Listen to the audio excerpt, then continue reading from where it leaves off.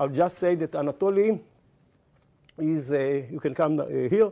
Anatoly is a master student in physics. He's doing a theory with me, although he's an experimentalist. And one thing I can tell you for sure, he has a vision. So. Okay, hello everybody. Like Nimrod said, I'm a master student in physics, and I'm part of the quantum optics group in Rafael. And what I'll be presenting today is my master's thesis on excited state potassium-helium spin exchange, or the subtitle, an example of resonances not found in the book. My introduction may be a bit too long for everybody's taste, so Nimrod, if you feel that there's something that most of the people here know and I should skip, just tell me so. Let's get right into it. The structure of the lecture is going to start with our motivation and some preliminaries. That is, what exactly is spin exchange, what's optical pumping, what's the motivation in the experiment that we envision. A bit of an explanation about the relevant physics of what is the hyperfine coupling constant we will constantly be talking about, what's the spin exchange cross rate that we'll be looking for. I'll get into a short chapter about electronic structure calculations that I performed on this system of potassium-helium using the QChem package. And I'll want to show some results about the molecules that we find in this system in its excited states. Can you make it larger? No, leave it. Okay. I wouldn't know how. We'll take a look at a couple of visualizations of what happens to this excited system and why exactly molecules are formed there, even at the lowest state of angular momentum. And we'll get to the meat of the lecture, which is the resonances that we find in the nuclear part of the Hamiltonian, of the nuclear motion of the helium and potassium. There we'll go into a couple of the methods that we studied in the course, box quantization stabilization that helps us find the resonances, a proper solution of a complex scaled Hamiltonian using a DVR method, and a little bit of something nice, that how the spectra evolves as a function of the angular momentum, which enters the nuclear Hamiltonian as a parameter that helps transition the bound states into resonances as we change it. And a bit of work in progress at the very end, the capture probabilities by the various resonances of the system and what they have in store for the mean lifetimes of the system. All of this will become much clearer as we go through. In terms of motivation and preliminaries, spin exchange optical pumping in an alkali metal and noble gas system. We have an alkali metal, potassium in our case, that has a valence electron that can interact very strongly with an incident laser field. We have very good control of its quantum state. We can effectively pump it to be in not a coherent, but at least a well-defined spin state. Almost 100% of the alkali atoms in the system can be brought to that spin state. We want to get hyperpolarization of the noble gas nuclear spin. This is desirable for a variety of reasons. We can use it to have a very, very large number of detectors for MRI imaging, for a quantum gyroscope, for magnetic sensing, because we have a very, very large vector of angular momentum in space once we get a system of many helium atoms that are nuclearly polarized. Why specifically noble gas atoms? Because they interact very weakly with the environment, and that means that we can have lifetimes of tens of hours of this very, very high SNR signal. The flip side of that is that it's very hard to create. It takes tens of hours, if not more. This is an example of one application where we see imaging done on the rats of a lung using hyperpolarized helium-3. And you can see that we really can get a very, very good resolution. If you just let somebody breathe this in and you take them down an MRI and you get a very, very strong signal. Some future applications that I don't really know the status of in biology is getting the gas to dissolve in your bloodstream, and then you can have very good imaging of circulatory systems and what have you. Now, what brings about the hyperpolarization is collision between the spin polarized alkali atoms and the progressively more and more polarized noble gas atoms. Though this is effective, it still takes tens of hours to get very high percentages of polarization. We're talking about 1% or 2 or 3% in the best cases. But this still takes very, very long. Then again, it is much more effective than the other method of getting hyperpolarization, which is just fighting Boltzmann. That is, the spin polarization you'll get will be proportional to the magnetic moment, the magnetic field you apply, and the temperature at which you try to spin polarize. So we have a couple of numbers here. If we try and do it at low magnetic fields and room temperature, we're not going to get much polarization at all. MRI and NMR, we get much higher percentages, but still not the 1%, 2% that we're talking about with spin exchange systems. As I said, the main mechanism here is the collision between the alkali atom and the noble gas atom and nucleus. So if we want to talk about the cartoon, this is what we have. The helium coming in, interacting with the potassium. And what determines this interaction are two things. One is as they approach, they start to sense each other, and we have a potential between them that determines what the interaction is going to look like, what the collision trajectory is going to be like. That's V0. And we have V1, which is the spin-dependent part, the actual interaction between the electronic spin of the system and the nuclear spin of the helium. And the form this takes is some sort of coefficient, the isotropic interaction coefficient, times the I dot S term, which determines the spin dynamics. And what's interesting is that this coefficient, isotropic, is dependent on the relative position of the nuclei.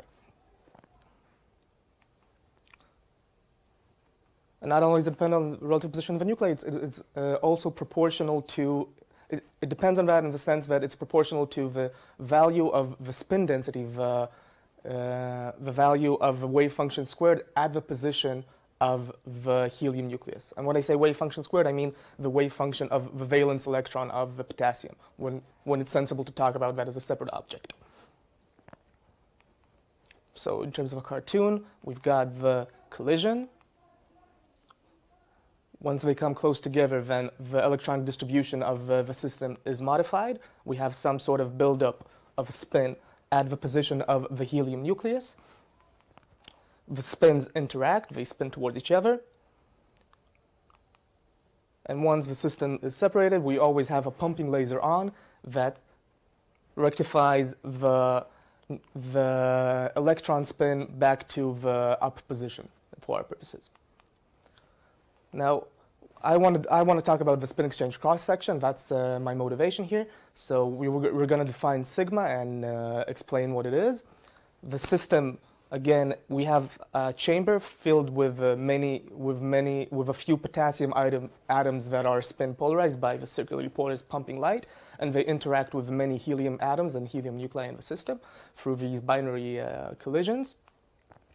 We can write out the rate equation for the time evolution of the average noble gas polarization, that's INZ, and we see that it's proportional to some rate constant that we're going to write out now.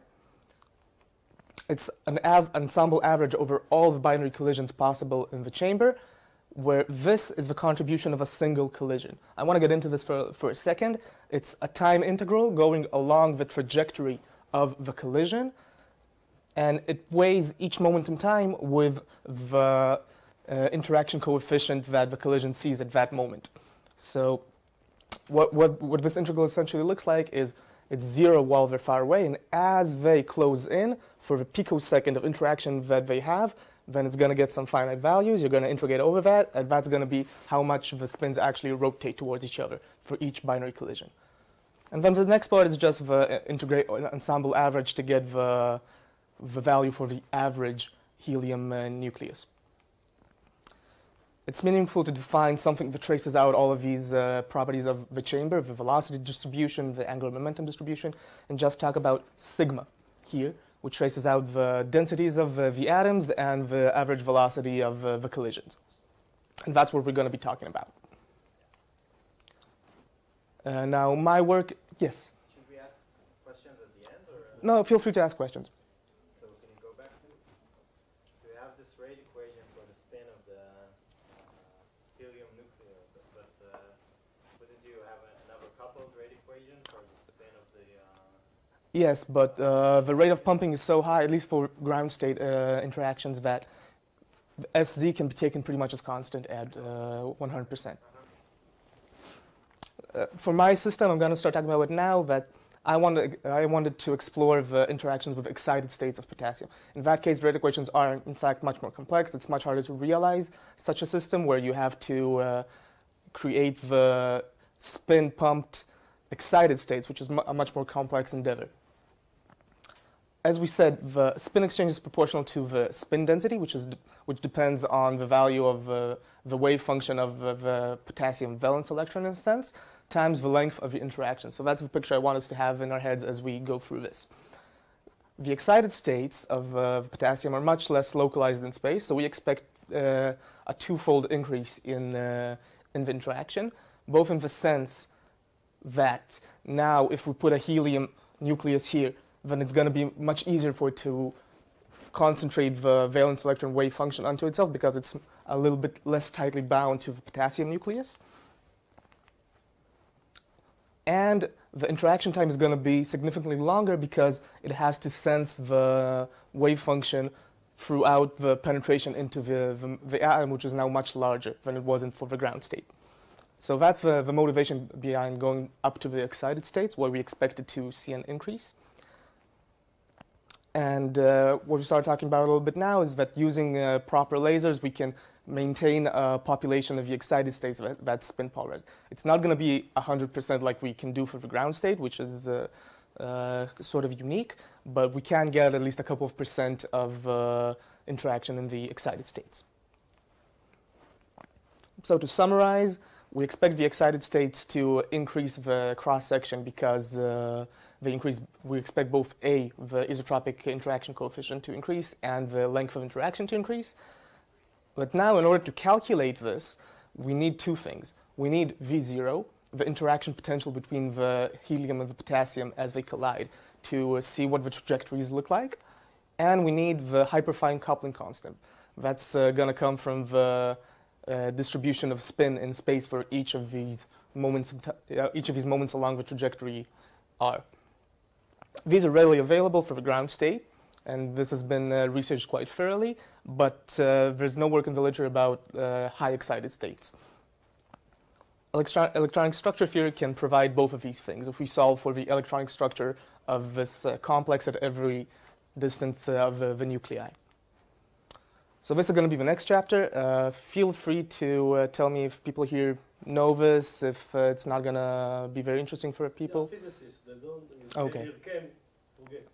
I see a question?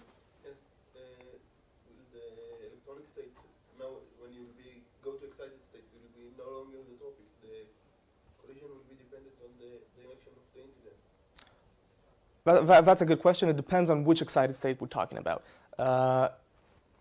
I'll get back to that in a couple of slides.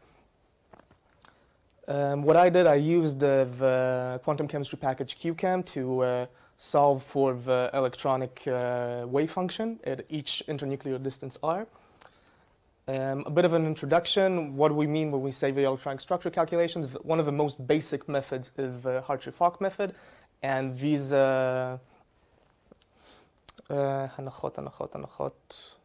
assumptions. Yeah, these assumptions are taken, at least in my calculation. There's ways of going beyond these, but these are pretty standard. We take the Bohr-Oppenheimer approximation as inherent. That is, we clamp the nuclei and then solve for the electronic distribution at each distance.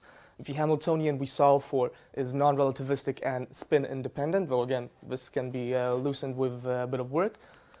In the Hartree method, what we do, we assume that the wave function takes on a product form like this, and in the Hartree-Fock method, we assume that the wave function can be described by, yes?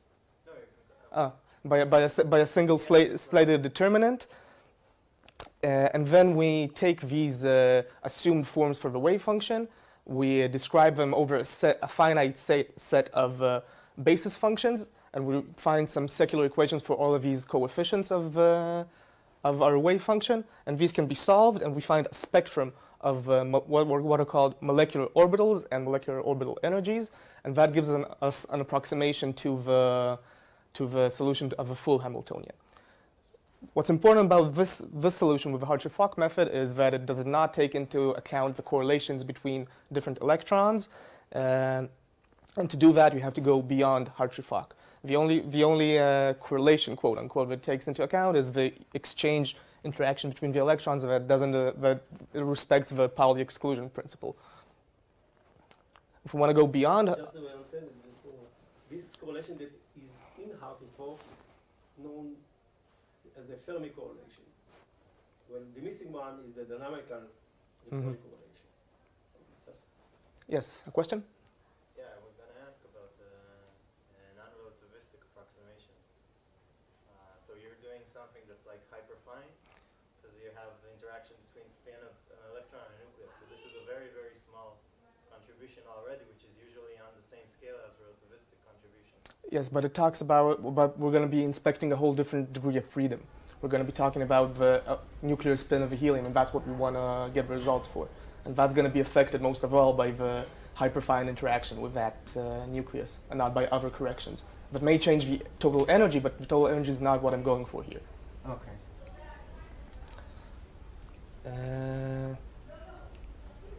Okay. So now we want to go beyond Hartree-Fock. We want to introduce the correlations. Oh, you mentioned the non-relativistic aspect of the calculation. Because we're using relatively light nuclei, then we don't expect relativistic effects to be significant at all. Potassium and helium are not very heavy, so the relativistic corrections are not going to be significant. Now we want to go beyond Hartree-Fock. We want to take our we want to build the molecular orbitals that take into account the correlations between the different electrons. If we use a large basis set with capital M basis functions and we solve for an n electron system, then what we're going to find is that the n lowest states of in the ground state, the n lowest states are going to be occupied, but we're going to have m minus n so-called virtual orbitals that are states that are not occupied by the system because it just doesn't have enough electrons to occupy them. That's what we get from the diagonalization of the so-called Fock operator, the solution of the secular equations that we find once we solve for a finite basis set. We can build so-called excitations that are Slater determinants that describe taking an electron from one of the levels that it occupies and putting it in one of the virtual orbitals, or taking two electrons and putting them there, or three, or so on and so on. By taking a proper linear combination of these so-called excitations, we can approximate the exact solution to the n-electron Schrödinger equation. This is what's called either configuration integral methods or coupled cluster methods. Configuration interaction, sorry. Where we have some sort of operator that takes us from the approximate wave function that's just the ground state, without correlations, to the exact solution with correlations. And then this operator can be approximated in a variety of ways, either configuration interaction or coupled clusters, for those of you who know these things. There are a whole bunch of excitations that we can perform. We can do electron attachment, that is, we have these virtual orbitals, and instead of taking one of the existing electrons, we can bring in an additional electron into the Fock space. We can do ionization potential, that is, we can remove one electron and solve for the system for the positively ionized system, spin flip interactions, and I'm sure there are many other things that I'm not aware of. So what do we do for our case? We want to get the hyperfine coupling constant. Let's say we found the wave function from the electronic structure calculations. We now want to find the electron density in space. The alpha electrons, the spin up electrons, and the spin down electrons are separate in this case. And we want to find their density. This requires that we calculate what's called the single particle density matrix of our wave function. It's a sort of trace out of all spatial degrees of freedom except for one. And this is how you calculate what's the total electron density in space from a wave function that includes all sorts of correlations and very many degrees of freedom. This took quite a bit of work in terms of QChem, of just being able to find this dpq alpha beta, the single particle density matrix that tells us how to calculate these single electron operator expectation values. In summary, what we did here with QChem is I took the system of the positively ionized potassium and, positively ionized complex lacking one electron at a set of distances r. I solved with the Hartree-Fock method. I got what's called the molecular orbitals of the system. I introduced correlations using coupled clusters. And then I performed an electron attachment.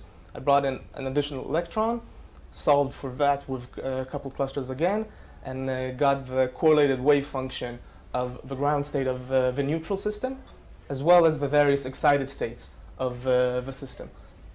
So that gives us both the interaction potentials V0 and the spin exchange interaction coefficient A isotropic. Now for a bit of results, what would we actually get? We found the spectrum of the various excitations of the neutral complex as a function of the interatomic distance. The lowest one is the ground state. There's nothing too interesting about it. It's sort of like a hard wall that you just collide against. That's why what's been done in this field is treatment of these binary collisions as just simple collisions that last for a picosecond, because that's exactly what you get when you solve with the full potential. It just climbs up the potential wall and falls back down in a very short process. But the excited states have a bit more richness to them, a bit more variety to them. And now there was a question earlier about how the state is no longer isotropic as you come in. This is the reason why I chose to focus on the 5s state, which has radial symmetry. A solution for the p states, d states, and so on is a bit more intricate, or at least I didn't find a good approach to it because of the degeneracy that you have at infinity that breaks down as you come closer, in terms of the implications that it has on the Bohr-Oppenheimer approximation that we inherently had in this calculation. So that's a whole different complex animal, and I chose to focus on the 5s state. If we compare the potentials for the 4s state and the 5s state, where we took the threshold down to 0 for both of them, there's actually an excitation energy of on the order of 1 electron volt between them. We find that the 4s state is simple, quote unquote, but the 5s state has two interesting phenomena. It has a potential well, which is very significant in terms of the interaction energies that we have. The experiment that I have envisioned takes place at about 430 Kelvin, which translates to about 0.06 electron volts. So this well is on the order of the kinetic energy that we have, and this potential barrier is also comparable to the kinetic energy that we have. So whatever beam of particles I'm going to send up against this potential is going to be it's going to feel all of the details here. So that makes it interesting.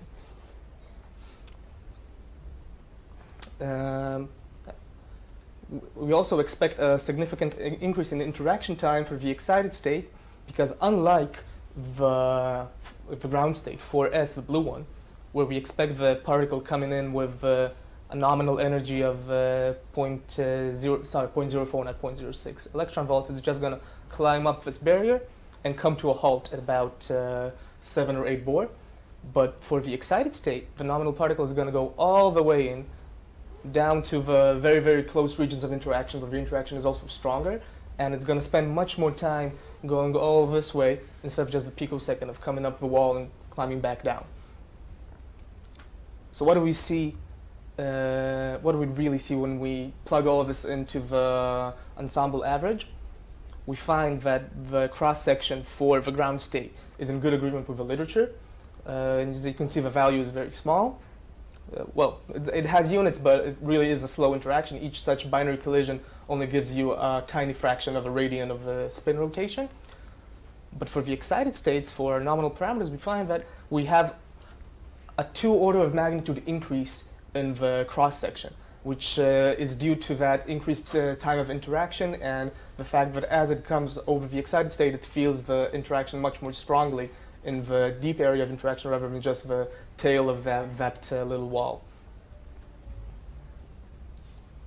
To complete the image, we want to look at the spin density for the ground state and the spin density for the excited state. And we see that if we come through the ground state, we feel very, very little before we're stopped by the potential. Whereas for the excited state, we go all the way in, climb up the wall after we pass the well, and then we go all the way out. So we can really explain this result of 2 order of magnitude increase, just as we desired when we went into the exploration of the excited states. Before I go on to the next part of visualizing the charge, spin distribution, explaining why we have molecules in the system, any questions? Okay. This is just a little cartoon of what I mean by visualization, just taking the spin density and making it something that we can see and that we can feel. I want to talk about the charge densities, that is the density of the alpha electrons plus the density of the beta electrons, and the spin density, the density of the alpha electrons minus the density of the beta electrons. In essence, the spin density in this system, this is actually something I forgot to mention. When we perform the electron attachment in the electronic structure calculations, we use an electron with definite alpha spin, definite up spin. So our complex as a whole has a positive spin. And that's something that we make sure of in the experiment by sending in only the optically pumped spin states. So the spin density in our case, because the only thing that can carry the spin is this unpaired electron of the potassium atom, is in essence the charge density of the unpaired valence electron of a potassium atom. We can visualize this as a function of the nuclear separation R, and this gives us insight into our potential and why molecules would form here. And I want to introduce a tool here called beta analysis that gives us a way to quantitatively say how much charge is associated with each of the nuclei in the system, and it gives us a way to quantify what sort of bond we have here once the molecule is formed. In essence, beta analysis says we've got here the 2 nuclei. Each of them is going to have is going to accumulate the charge around it with a sort of cusp on it. But the total distribution of charge is going to be something much more complex.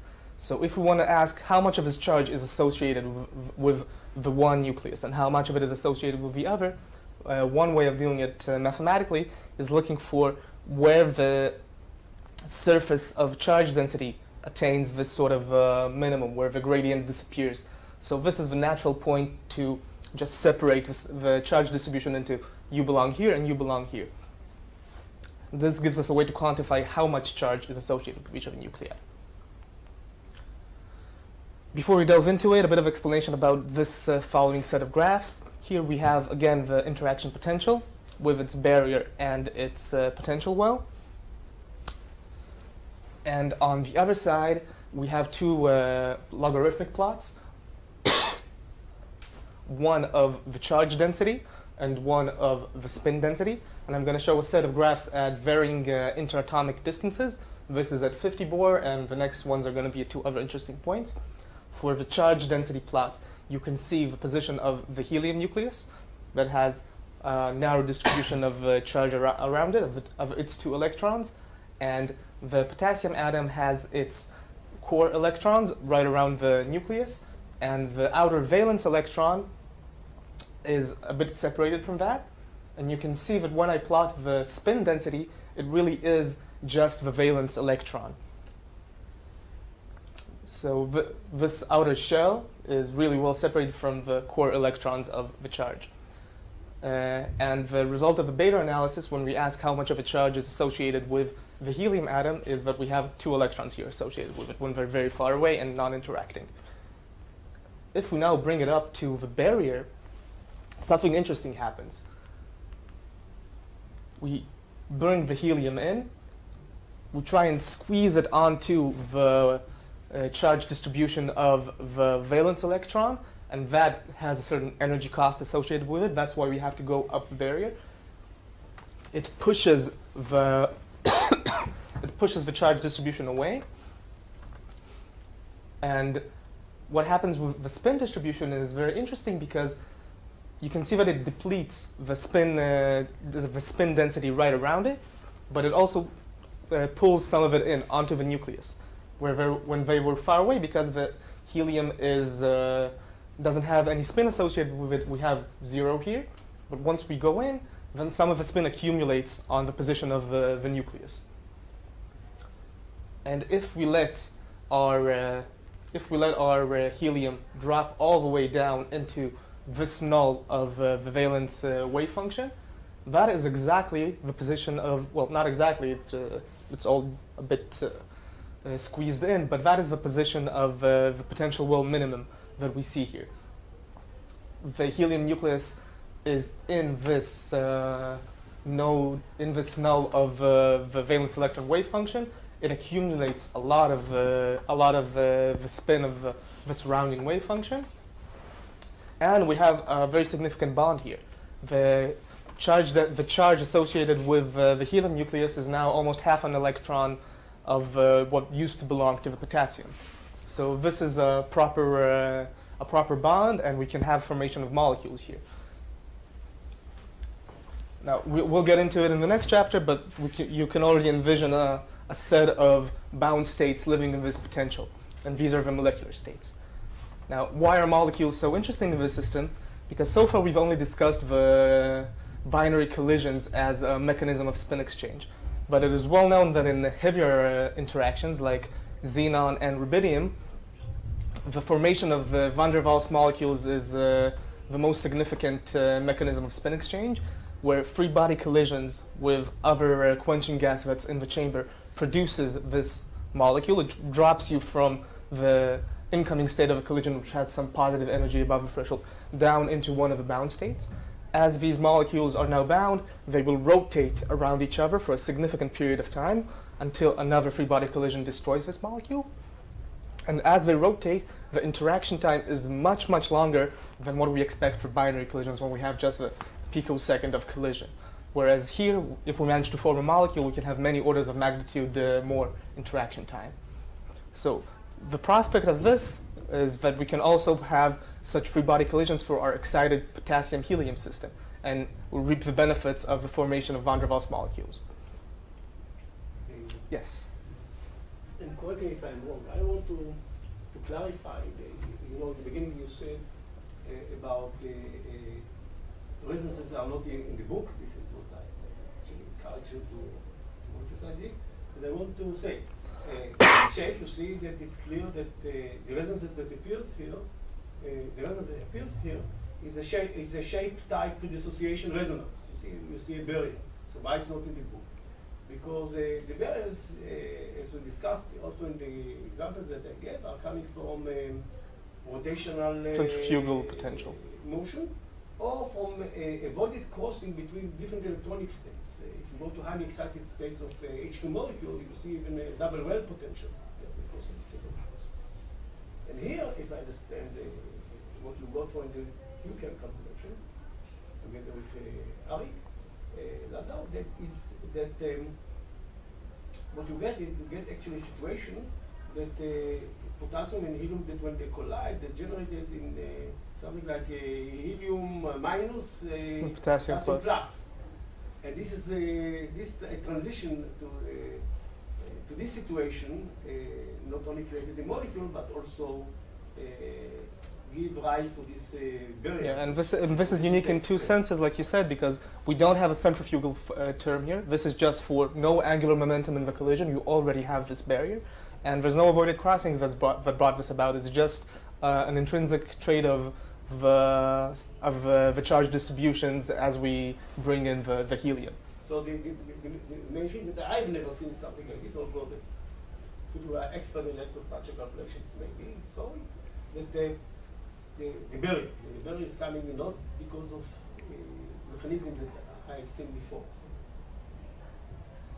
Any questions about this before we move on to the resonances of a nuclear Hamiltonian? The system in total is neutral or charged? Yes, it's neutral.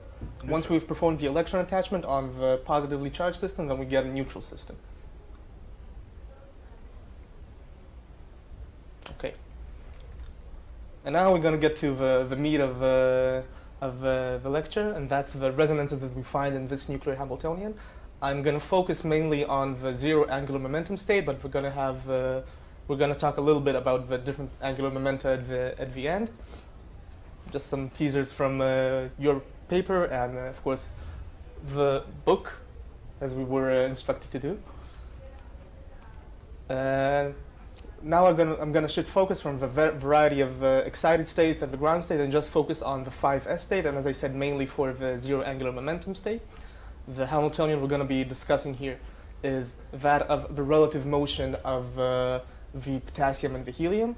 So like a Kepler problem, we're gonna define a reduced mass and talk about the radial coordinate purely. We're going to take the 3D Hamiltonian of the collision and just talk about the radial coordinate that's dominated by this effective Hamiltonian.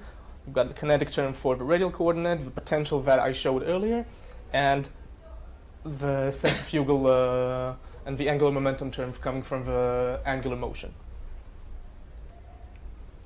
As we said, the most striking thing about our system is that even for zero angular momentum, we already have this wealth of phenomena with the potential well and the barrier. Strong shape-type resonance is something that we expect here. Now, how can we see these shape-type resonances, at least some of them, even without using a quantum calculation?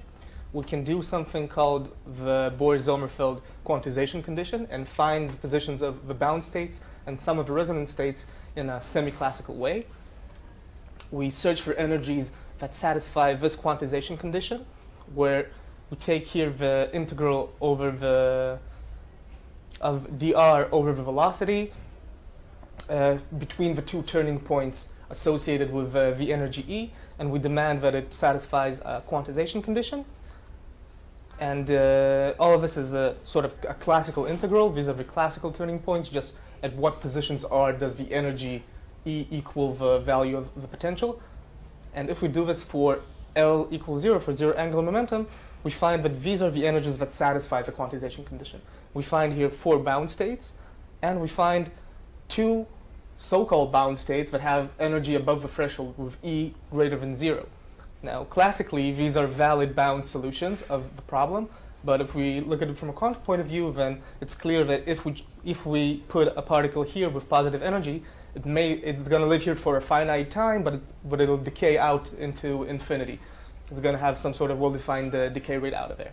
But also semi-classically, it's not bound state, because you can calculate the transition probability to go through the barrier. The exponent is exactly the same term that you use for quantization. So you can calculate semi-classically what is the probability that the particle will go through the barrier, and then if you multiply by the densities of states outside, you can have a roughly estimation of gamma. But you would need the quantum density of states outside to do that, wouldn't you? And similarly, if we go up to higher values of the angular momentum, then the bound states begin to disappear as the potential becomes dominated by just the 1 over r squared term. But these resonance states are still in play here. We'll get back to all of this about the angular momentum as we go on. What's interesting to note here is you can see how these bound states flow up as we change the value of L, and this semi-classical point of view lets us see very, very clearly how we transition into resonances. I want to show what we find for this system when we try and do box quantization with L stabilization, just to see how the energies of the resonances stabilize in a Hermitian calculation for the system. Here we see a graph as a function of the box size. What's the spectrum of energies? And I pointed out in red X's where the 2 resonances from the semi-classical approximation arise. And in a third row of X's, I took the results of a further calculation, a non-Hermitian calculation for another resonance that appears in the system. And we're going to try and see how well the stabilization plot lets us find these resonances and their positions. Now, unfortunately, this is a bit too small to view. So I'm afraid you'll need to trust me on this one. But in addition to just the spectrum of just the continuous, pseudo-continuous spectrum here of the continuum energies, we see that the energy of the resonance is very, very stable. Even as we increase the box size, these energies are always found at the same this energy is always found in the same position. It's much more clear at the lower sizes of the box, where you can see that the avoided crossings of the continuum states from the resonance energy, for both of the resonances that we find from the WKB approximation. You could make the zoo around each one. Yes, just hoping for a much bigger board here. But what's interesting is that the third resonance that we have here, we can't see it at all. We don't see the stabilization coming into play at all. We just see the continuum of energies. So what this tells us is that the two resonances that we found from the WKB approximation are most likely very, very sharp resonances, well defined. Note that even as we go up to very large box sizes, I don't have a zoom here, so again, I'm afraid you have to trust me. You don't see anything that lets you approximate very well the width of this resonance. Whereas for the third resonance, it's too wide that before we go to very large box sizes and look at the very large spectrum of energies, you won't be able to even notice that it's there from this sort of L stabilization plot.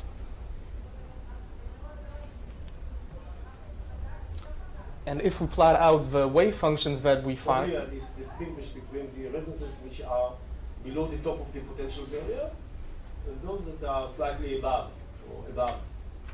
What's interesting is that the third resonance, the one that's very wide in this case, as far as I remember, it's either very, very close to the maximum height of a potential barrier or just below it. Oh, yes, this is the same. Yeah, so it's not as sharply defined as the two resonances that are just strong tunneling sort of resonances into the barrier. We'll come back to this plot once we have a non-Hermitian calculation as well, but you see the bound states, very, very well defined with a number of nodes, and the two sharp resonances. They sort of continue the nodal structure of the bound states, but they're very sharply embedded in the continuum. Now, what's interesting here is that, I'm afraid you can't see this too well, but I'll also send out the presentation for anybody who wants to take a look more closely. You do have modes here that don't look just like continuum states. There's a sort of bunching of the wave function above the potential barrier. So this, in a sense, well, knowing the answer, I can see this as a fingerprint of the wide resonance there, but you don't see a very well localized wave function that you can associate with it in the Hermitian spectrum. Just one comment. If you will, just on stabilization, which is a Hermitian, you can see that when you have, which is a sharp resonances, long-lived resonances, resonance with a very narrow width, it implies that you can estimate the decay rates from the ratio of the amplitude in the external region and the amplitude inside. When here it's hard to see how large is the amplitude in the external region, but you see clearly that they are localized in the interaction region where it well is. So, yeah, so if we define some sort of localization parameter of the ratio of how much of the wave function is localized in the interaction region and how much of it is outside, then the resonances can be very, very easily found here. And remember that there are infinite numbers, poles, in this kind of metrics. So it's not only these resonances, the one that you said, but there are infinite numbers. They are very broad and overlap, etc., and it's hard to find them. And but the only method that we discuss can help to plug them. But they can use as a basis to plug in dynamics. Okay. So now we're going to step away from the Hermitian world and start with the non-Hermitian calculations. What I did, I used a complex scaled Hamiltonian, and I solved using DVR decomposition on sinus functions. In order to complex scale the potential operator, I made a least squares fit to my potential function for the 5s interaction potential, just a Morse potential well, like we saw in the... DVR, in the website of the course, you can find a talk and video that describe the DVR if you want to see.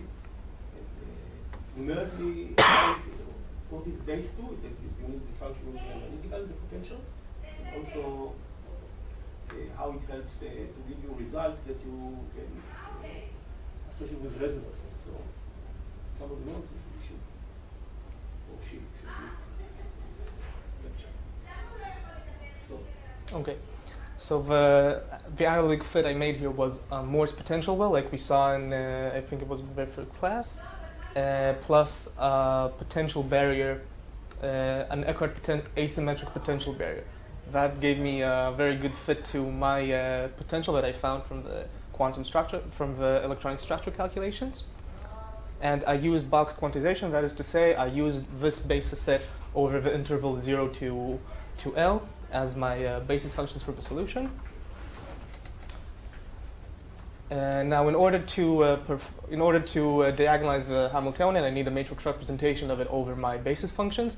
For the kinetic operator, this and the sign functions, a very simple expression is obtained.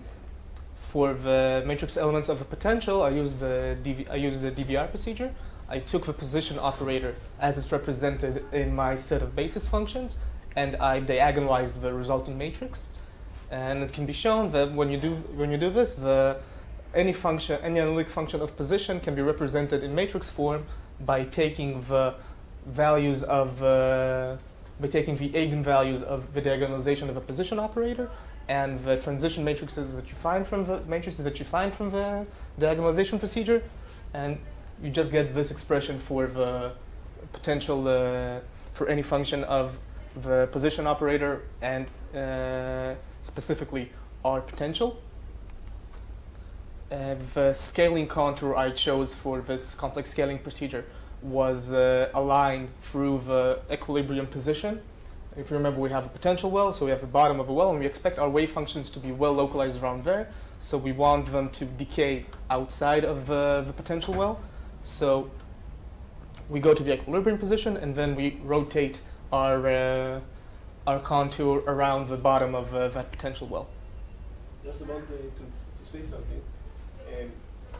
Formally, you can scale it as you wish. You can scale it from out to zero. There is numerical advantage of doing this because you avoid penetration of the bound part of the wave function deep into the complex plane. Because think about what's happened to the bound state wave functions when you do complex scaling. You introduce oscillations. Take a Gaussian. Replace R bar, R, E, I, theta, you introduce oscillations into the wave function. And these oscillations may introduce numerical instabilities. Maybe you need to try to do it to describe this oscillation. And when you do something like this, it's given numerical instabilities. It's avoid the needs to take a very large basis function. So whenever you have a well and the resonance wave function is localized inside the well, it's highly recommended to do this simple trick to rotate it around to the complex plane around the minimum where the wave function has the maximum amplitude. Why do it from the minimum of the well? Why not from more close to the where wave? the potential hits zero, for instance? But the wave function is localized in above the minimum of the potential wave. So what I said, you want to minimize the oscillations of the wave function. So what you want is to do it where the wave function has a large amplitude. So without getting the excited states can be different, this is more or less the region. Is it? Yeah, okay. Well, there may be some other optimum point Of course, closer to the barrier, but if you don't want to invest too much time in effort in this, but this works well. it works. Okay, so now we can just diagonalize a matrix and find the complex energies and the complex wave functions. But before I show you the results of that calculation, I want to show a little bit about how the complex energy spectrum changes as a function of theta, our rotation angle into the complex plane. Each of these lines is a graph at a different value of theta. For the Hermitian calculation, theta equals to 0, then we see that we just have everything on the real axis and we have no way of differentiating the theta spectrum from the resonances, and well, the bound states are with negative energy and they're not shown here, but they're pretty much the only thing that you can localize very well, except for the very sharp resonances in the Hermitian calculation. As we start rotating a little bit, each of these clicks is just 1/10 of a radian. Then the resonances become stabilized in energy. They sort of pop out of the Sato continuum. And once you rotate enough, about 0.1 radians, then another third resonance that was not visible at all at the lower values of theta also comes out once you rotate the spectrum beyond its position in the complex plane. And the fingerprints of a fourth resonance are not shown here, but you can see that if you rotate it enough, even more and more resonances would pop out as you increase the angle of penetration to the complex plane. And what's nice about this plot is that it shows you that the position of these resonances has stabilized once you've rotated beyond a particular angle, and then you can then trust the results that you find there. Actually, there is a nice work of Ophir Alon. He's now a professor in physics in Haifa University. But when he was a second-year undergraduate student, he made a project with me about this Bartlett and Combs theorem, and actually studied this phenomena when actually you get a detachment, namely that when you rotate it deep enough, you leave behind the resonances, which, as you see here, are like these two towers. And the point, there is a given point when just the rotating continuum cover the resonance pole. In such a case, you expect to have degeneracy because the continuum and the resonance. Sort of like this point here. It's easy to. It's not easy to see, but it's easy to imagine when you look at the two narrow resonances, because there is a small angle at which they are separated and left behind. So if you look at the continuum, it's rotating by the angle 2 theta, and then one of the points there is the resonance pole. And you may think that there is a degeneracy, because one is the resonance, one is the continuum, the rotating continuum. But actually it's not true. Because the rotating continuum and the resonance pole coalesce to become one. It can happen only in the non-Hermitian quantum mechanics. It's related to the, in my cover of my book, there are 4 dice, 4 cubes, so it's related to the other cube. So for I will tell you in the continuum of the course, but this is coalescence, it's a branch point. Today it's very fashioned to call them exceptional points in the spectrum. It's in the way that I describe it, this is actually the first time that I realized that it happened in non-Hermitian quantum mechanics like this, but it's happened because of the trick that we are using, that we rotate the coordinates into the complex plane and the continuum is rotated into the complex plane. So in this sense, it's a mathematical phenomena, not a physical phenomena. But actually, the whole thing that will come to it later, that this coalescence that happens only in non-Hermitian quantum mechanics of 2 resonances to be the 2 become one. And this coalescence is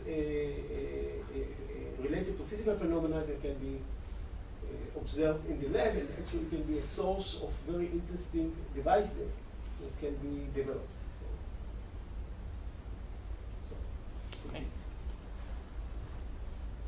Okay, so now we're done with the theta stabilization plot. I want to show the complex energies and the complex wave functions that we find for an angle theta where the computation is stabilized. So if we take 0.1 radians, the first 3 resonances have been stabilized.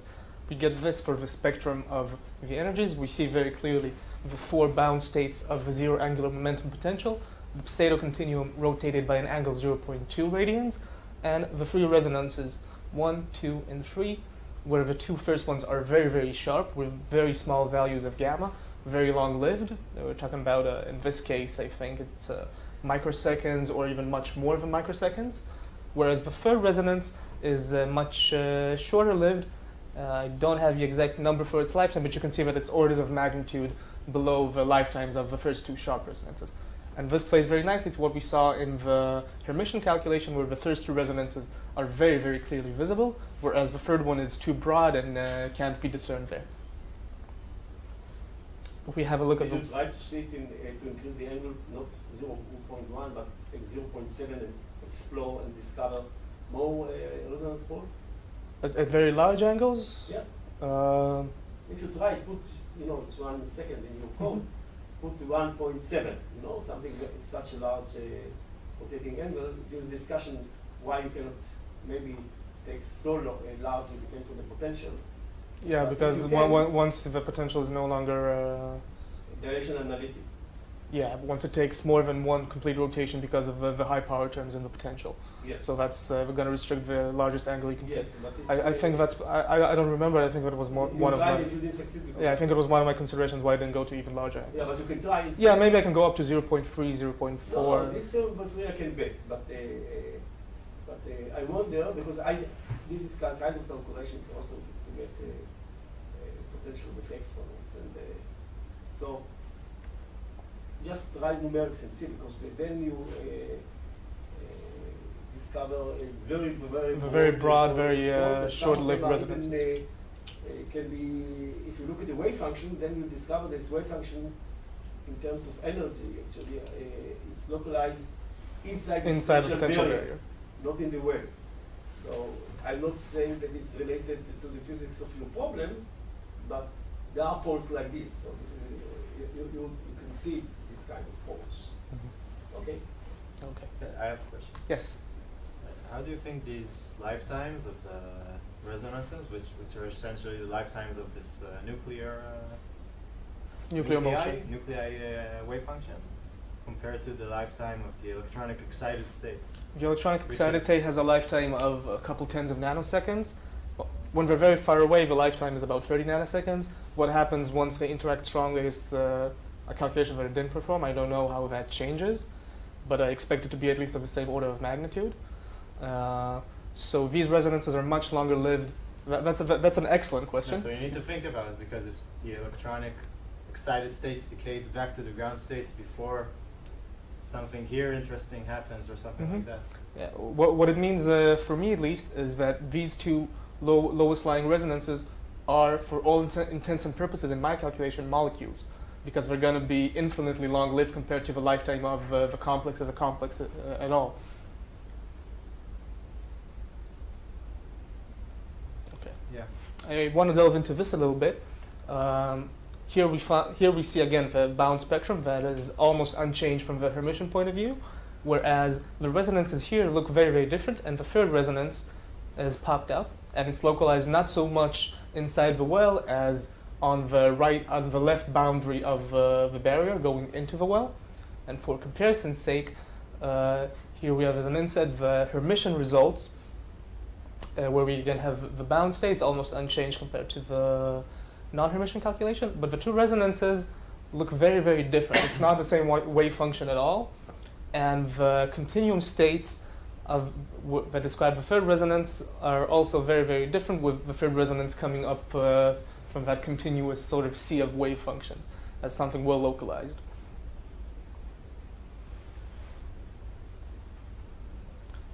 Okay, a nice little graph that I wanted to show you is what happens when we take the angular momentum, L, as a sort of continuous parameter of the Hamiltonian. And actually here the step size is only half. So if you can imagine taking only every second point, these are the actual steps of the quantized angular momentum. And what I show here are the bound states and the resonances, omitting the pseudo-continuum states. The little patch you see here is just the real energy smaller than 0 or larger than 0. And we see that as we increase the angular momentum, these bound states sort of flow into positive energies and transition very, very smoothly into the resonances. We have the two sharp resonances here that begin at positive energies and just change their lifetime and energy as we change the angular momentum. But we have the four bound states flowing beyond the threshold energy and turning into resonances as we change the angular momentum. Okay. And to close this presentation, I want to talk about something that's a work in progress. I'm not nearly as sure about the results I'm going to show you now as the previous graphs, but in order to find the effect of the resonances on the process that we set out to explore, the spin exchange process, we need to understand what happens when we send a helium atom with a certain energy onto our excited potassium state. We want to understand how long it's going to live in the interaction region in order to quantify how much spin exchange there's gonna be as a sort of at least an order of magnitude calculation without solving variationally the effect of the spin potential on the system as a whole. So we want to know what is the lifetime of an incoming helium particle as it is captured by the variety of resonances. As a particle of its energy, what's the mean lifetime going to be for that interaction? Now, so if we want to know this, Lippmann-Schwinger may have the answer. This is a bit of a heavy sentence, so we're going to decompose it a little bit. We have an incoming particle that's asymptotically described by some phi0 that has definite energy. It satisfies that it's an eigenmode of just the kinetic term of our potential with energy E, real energy E. We can find the eigenstate of the system as a whole, of the total Hamiltonian that has the same real energy using the Lippmann-Schwinger equation. The state of the total Hamiltonian that is an eigenstate with energy E is given by this. So it's the incoming wave plus green function times potential times the incoming wave function. And this satisfies H psi equals E psi. You have to be careful with these statements. You take H0 as the kinetic energy operator. The complex scale kinetic energy operator. If you take it complex scale, the energy by definition cannot be real. This is continuum, so it's rotating with complex plane as well. The incoming wave function doesn't have a real wave vector. It has a wave vector rotated by e to the minus 2 theta. Yes. So, no, this is what I said. You wrote here h phi is equal to e phi, and you say e is real. So if theta is not equal to 0, and phi 0 does not have a real wave number. It has a complex wave number that offsets that rotation that the kinetic operator gives it. It does have an actual real energy. Yes. It does correspond to a real eigenvalue of h theta. No, okay. Yeah, but it describes a function that explodes at... Show us that the continuum is rotated to complex plane. Yes, but we're talking about a different function. This phi 0 is from a different portion of the Hilbert space. It explodes at infinity. Unlike the box quantized functions we've been working with so far.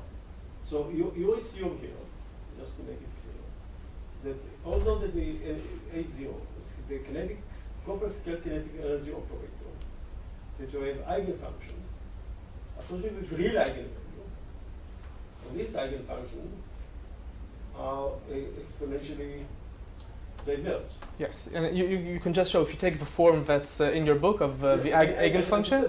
Because usually, when we use complex scaling, what we have in our mind is the complex scaling comes to make the resonance wave function to be square integrable, and to have the continuum to be in the Hilbert space, they have to rotate to the complex plane. Mm-hmm. Now, the motivation scaling is because of the full Hamiltonian, to make the resonances to be square integrable. And since you want to do Lippmann-Schwinger studies, you say, okay, the initial state I know. It has a real wave vector, real energy. And it's outside the Hilbert space I've been dealing with so far. And if I do this rotation, it's going to be outside of the Hilbert space. But because the potential is localized, I don't care that it's exponentially diverged someplace far away. Exactly. Correct? So it's a nice way of introducing it. I have to say that I didn't think it before this way. We're going to have to talk about this because the results that you're going to see are not going to make enough sense for this to exactly be true. It makes sense. It's okay. Okay. Nice.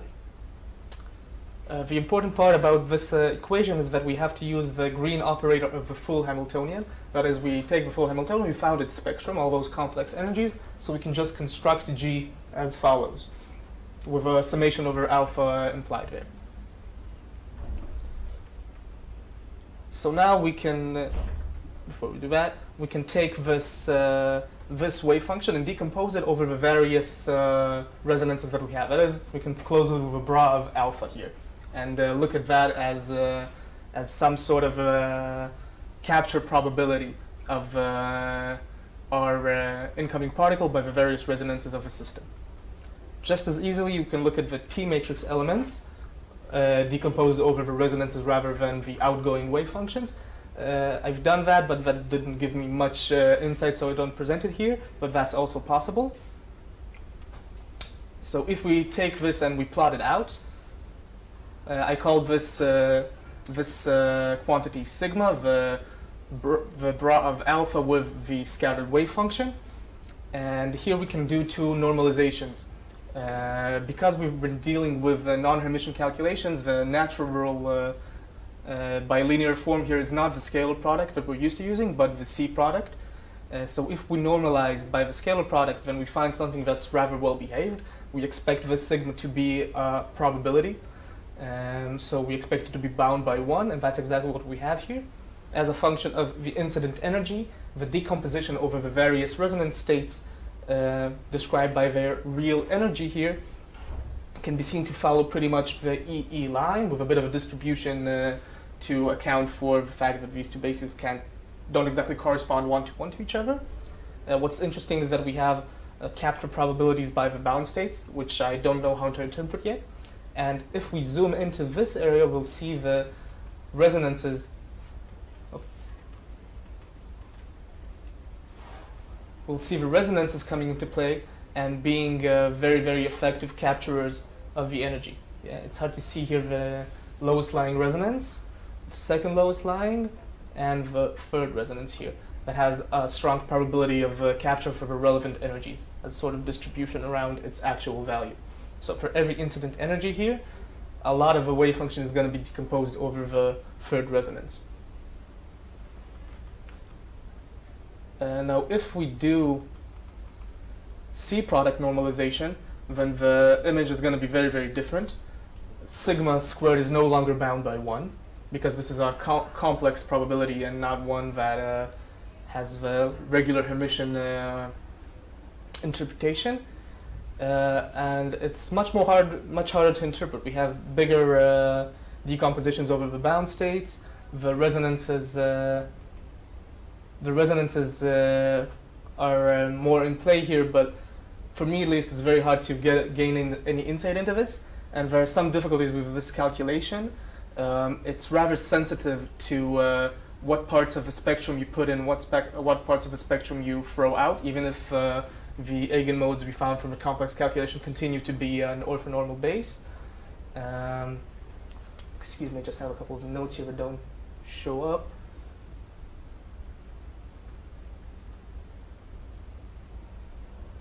What's interesting is if we look at the total wave function, that is psi incident plus psi scattered, then that doesn't have any bound components like we'd expect. But if we look at each of the, if we look at this the decomposition of the scattered wave function, then those do have a decomposition over the bound states, which is, in my eyes at least, surprising. And the resonances here seem strangely irrelevant, almost. Well, in the C product normalization picture, that's not as true, but for the scalar product normalization, it's very surprising that the two very, very sharply peaked resonances that we expected to be significant are almost invisible if we look at it this way. They don't have very strong decompositions. And even this more broad resonance, it still only accounts for about, well, at most half of the wave function decomposition at the relevant incident energies. So I'm a bit skeptical about the calculations so far. This is a log scale? Yes, this is logarithmic. You need to, I don't know, but you need to look out because you have 10 to the minus 30, so you need to make sure you can. No, this is dB. So this is 1/1000th, 100th, 10th. A bit more of an engineer than many people. And if we do a calculation for the mean lifetimes, that is, we just weigh each of the capture probabilities by the relevant gamma, the imaginary part of the energy, then this is what we find for the lifetime in seconds as a function of the incident energy for 3 different calculations. One of them is the classical calculation, where we just say, okay, if we are under the influence of a potential V, how long will it take us to get from the start of the interaction region to the turning point? That's a very simple calculation to perform, and that gives something on the order of a picosecond, as we expected. But these two calculations, both with the scalar product normalization and the C product normalization, give things that are very, very different from this. So they don't give us the results we expect to get at some limit. And the C product normalization has a wealth of features here that are hard to describe from the resonance positions. They are not something that we expected to see as interesting points in the graph at all. Whereas the scalar product normalization sort of smooths all of that out, and it makes more questions arise than it gives answers. So this is a work in progress. This is what I... Actually, I think that, you see, unlike the situation that we try to give meaning to complex probabilities, here, this is you calculate the expectation value. Since it is non-Hermitian, you use the C product, and you calculate the mean lifetime or mean resonance width, which is inverse. And to this, I don't see any formal reasons why not to think that this is a measurable quantity. And what you see the structure. The structure is resulting of interferences effects, which exist. And the question is, what are these energies? Somehow, remember that you show us about 3 long-lived resonances. And these are also 3 peaks. Is it about the same energies? No, different positions. Different positions? Yeah, where there are positions, roughly? One of them should be around here, and 2 of them should be around here. So it's in the region, but it doesn't coincide. It doesn't coincide, and you have sort of a... There's too many features in my eyes for this to be the result of interference between the 3 resonances.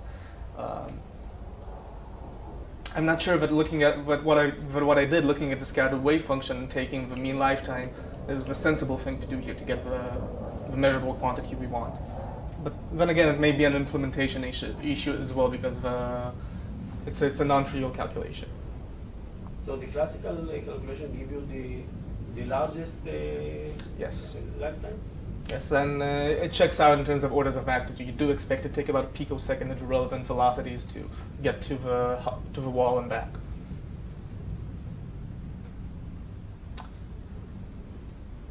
From here, it's just a conclusion. We talked a bit about the motivation for the work, what spin exchange is, and why we expect the excited states to be something interesting to look into in that regard. We talked a bit about the electronic structure calculations for this complex, and we proved that we have molecules that form here, and we explained a little bit about the mechanism of their formation. We visualized the charge and spin distributions, and we showed why these molecules form in the 5s excited state.